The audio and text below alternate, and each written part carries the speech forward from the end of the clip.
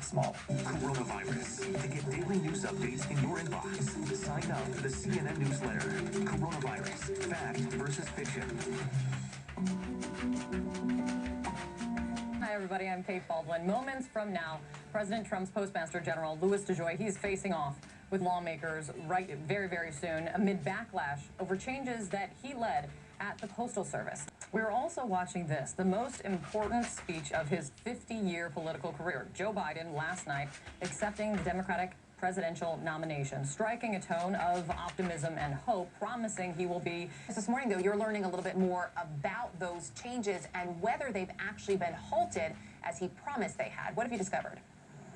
Good morning, Erica and Kate. Well, that's exactly right. So CNN has obtained an email that is timestamped just how we are not to reconnect or reinstall machines that have been previously disconnected without approval from headquarters. And likely this is going to become a Democratic talking point. We had already heard from these Democrats, including Speaker Pelosi, who said that suspending the changes was simply not enough, whether or not this is intentional. The Trump administration are they not working with the Postal Service, using the Postal Service to impact the election? And as Kate, as you said, I mean, there are a lot of concerns about this, given President Trump's rhetoric and given his relationship with DeJoy, that the Trump administration was trying to politicize the Postal Service. He also said that he raised concerns about DeJoy taking on this role as Postmaster General, but that they fell on deaf ears. On mail-in voting, it really all is intertwined here. And it also, I think we need to remind folks of what is at stake.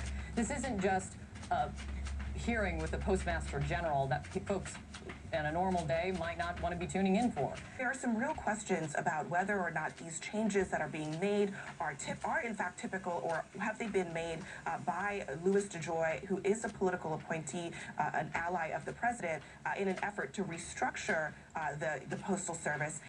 How difficult really would it be for lawmakers, as they're asking these questions, to prove that this was in fact somehow orchestrated? Mary from Redford said her daughter has been getting her epilepsy medication through the mail, usually in 3 to 4 days. But because of changes you ordered, her latest refill shipped on July 20th, and it took 9 days.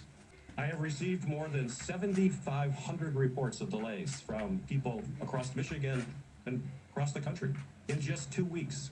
They have written to me about skipping doses of their medication. Notice what it was about, and from my standpoint, how important it was that the Postal Service does inform election officials of what your basic capabilities are, so they can factor that into their deadlines.